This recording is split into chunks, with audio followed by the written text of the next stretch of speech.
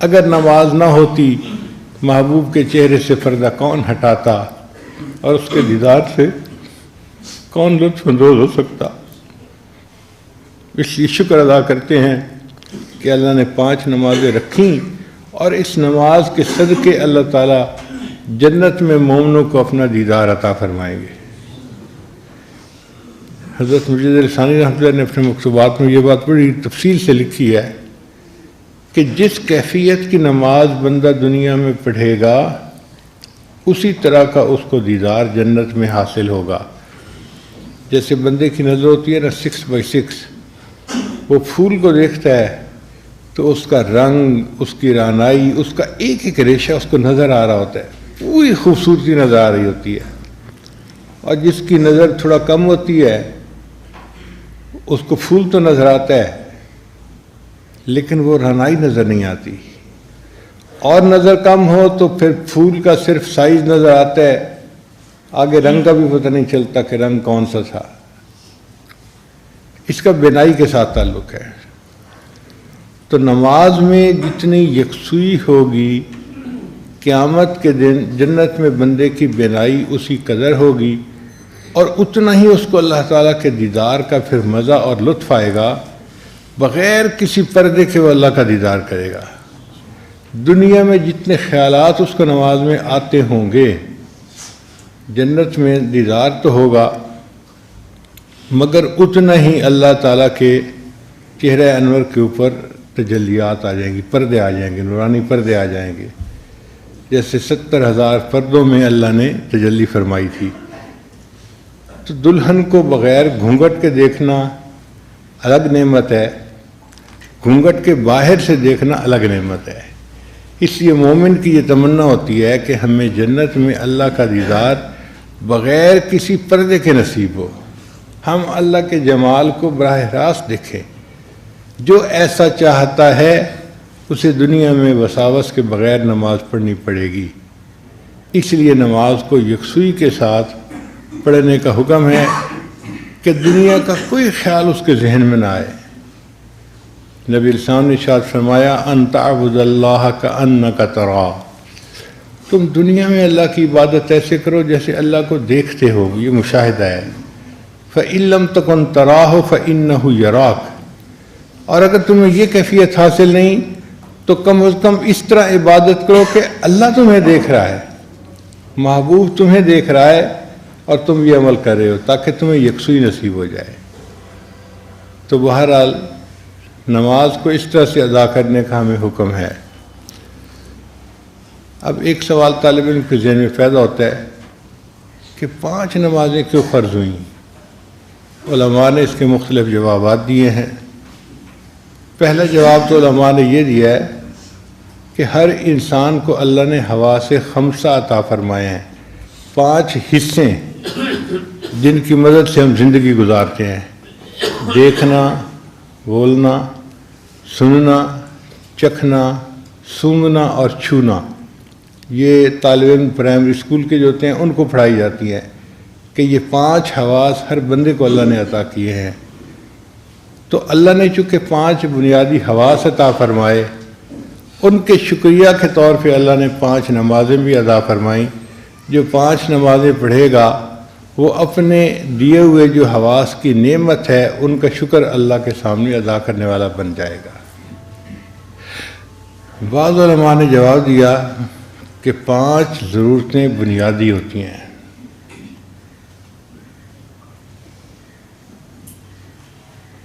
روٹی یعنی کھانا، کپڑا، مکان، بیوی اور سواری۔ اور جس بندے کو یہ 5 نعمتیں حاصل ہونا وہ بادشاہ ہوتا ہے۔ چنانچہ قرآن مجید میں اللہ تعالیٰ نے بنی اسرائیل والوں کو حکم دیا وَجَعَلَكُمْ أَنْبِيَاءَ وَجَعَلَكُمْ مُلُوكًا، اے بنی اسرائیل والو، ہم نے تمہارے اندر انبیاء کو بھی بھیجا اور تمہیں بادشاہ بنایا۔ تو ملوکہ کی تفسیر میں مفسرین نے لکھا ہے کہ جس بندے کے پاس 5 نعمتیں ہوں وہ بادشاہ ہوتا ہے۔ کھانا پینا، لباس، مکان، بیوی اور سواری، یہ 5 نعمتیں پانے والا بندہ بادشاہ جیسی زندگی گزارتا ہے۔ آپ غور کیجئے، ہم میں سے آج ہر بندہ بادشاہ والی زندگی گزار رہا ہے، اور عجیب بات کہ ہمارے شکوے ختم ہی نہیں ہوتے، یہ نہ ملا، وہ نہ ملا، یہ نہ ملا، وہ نہ ملا۔ ہمیں اللہ کی نعمتوں کا شکر ادا کرنا چاہیے۔ تو چونکہ 5 نعمتیں ہیں بنیادی جو اللہ نے ہمیں عطا فرمائیں، ان کے بدلے ہم 5 وقت نماز ادا کریں گے تو اللہ تعالیٰ کی نعمتوں کا شکر ادا کرنے والوں میں ہمارا نام بھی شامل ہو جائے گا۔ اب ایک سوال اور پیدا ہوتا ہے ذہن میں کہ فجر کے وقت نماز کیوں فرض کی گئی؟ علماء نے ایک جواب تو یہ دیا کہ فجر کا وقت وہ وقت ہے جب جنت میں مومنوں کو اللہ کا دیدار حاصل ہوگا۔ تو اللہ نے فرمایا میرے بندو، تم فجر کے وقت میں نماز پڑھو گے، اس کے بدلے میں تمہیں جنت میں اپنا دیدار عطا فرما دوں گا۔ اور بعض نے فرمایا کہ اللہ نے فرمایا میرے بندو، تم دن کی ابتدا میری عبادت سے کرنا، میں سارا دن تمہارے کاموں میں تمہاری مدد کروں گا۔ لہذا جو بندہ فجر کی نماز ادا کرتا ہے، سارا دن اس کے کاموں میں اللہ کی مدد شامل حال رہتی ہے۔ اور بعض نے فرمایا کہ اللہ تعالیٰ نے حضرت آدم علیہ السلام کو جنت سے زمین پر اتارا تھا رات کے وقت میں، تو آدم علیہ السلام بہت غمزدہ تھے کہ جنت سے زمین پر بھیج دیے گئے۔ پھر جب صبح کا اجالا ہوا تو ان کو تھوڑی امید لگی کہ میں کسی تاریک خانے میں نہیں آیا، یہاں بھی دن کی روشنی ہے۔ تو انہوں نے شکرانے کے طور پر اللہ کی نماز ادا کی تھی، تو اللہ نے اولاد آدم کے اوپر فجر کی نماز فرض فرما دی کہ تم بھی اگر فجر کی نماز پڑھو گے تو اپنے والد آدم علیہ السلام کی طرح اللہ کی نعمتوں کا شکر ادا کرنے والے بن جاؤ گے۔ اور بعض علماء نے اس کی یہ وجہ بتائی کہ حضرت یوسف علیہ السلام کو جب بھائیوں نے کنویں میں ڈالا تھا، وہ بچے تھے، بچہ چھوٹے دل کا ہوتا ہے، پھر ان کو بھروسہ تھا اپنے بھائیوں پہ، یہ میری حفاظت کریں گے، بھائیوں نے کنویں میں ڈال دیا۔ اب جب کنویں میں ان کو ڈالا تو اس وقت 3 اندھیرے تھے، ایک رات کا اندھیرا، ایک کنویں کا اندھیرا۔ تو حضرت یوسف علیہ السلام بہت گھبرا گئے تھے، ان کو یہ فیل ہونے لگا اب مجھے اس تاریک خانے سے شاید کوئی نجات نہ دلا سکے۔ تو جب ان کا کرب بڑھا تو انہوں نے اللہ سے دعا مانگی کہ یا اللہ میرے کرب کو بھی ختم فرما دے، اور پوری دنیا میں جتنے لوگ کرب میں مبتلا ہیں سب کے کرب کو ختم فرما دے۔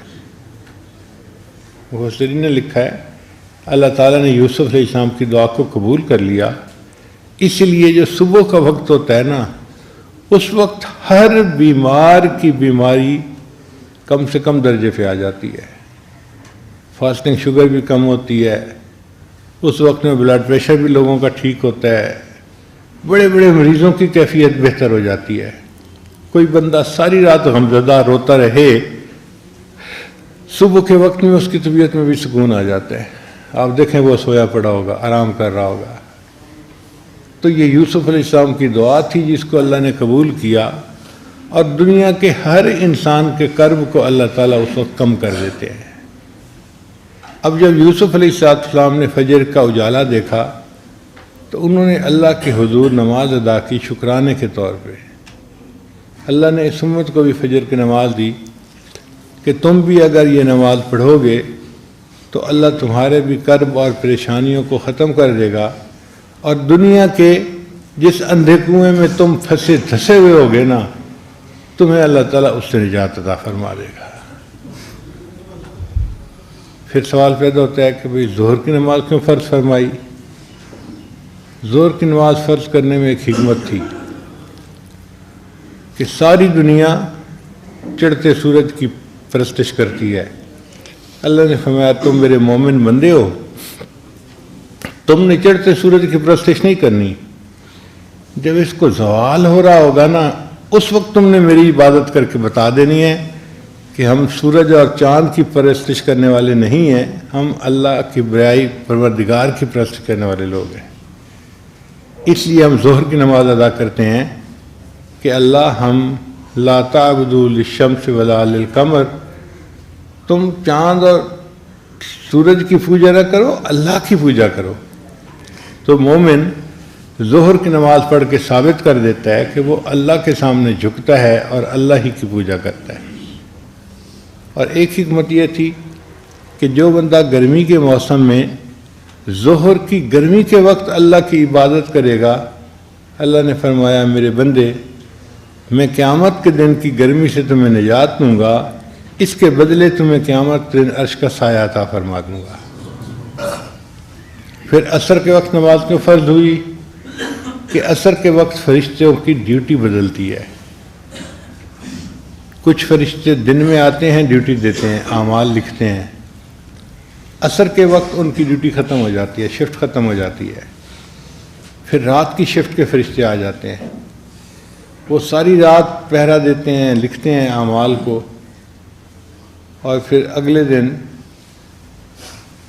ان کی ڈیوٹی ختم ہوتی ہے۔ تو چونکہ عصر کے وقت میں دونوں شفٹوں کے فرشتوں کا اجتماع ہوتا ہے، اللہ نے فرمایا میرے بندو تم اس وقت عصر کی نماز پڑھنا، زیادہ فرشتے تمہاری عبادت پر اللہ کے سامنے گواہی دیں گے اور اللہ کے لیے تمہیں بخشنے کا بہانہ آسانی سے مل جائے گا۔ اس لیے اس کو نماز وسطیٰ کہتے ہیں، اور اس کا بہت قرآن مجید میں اہتمام کرنے کا حکم دیا گیا۔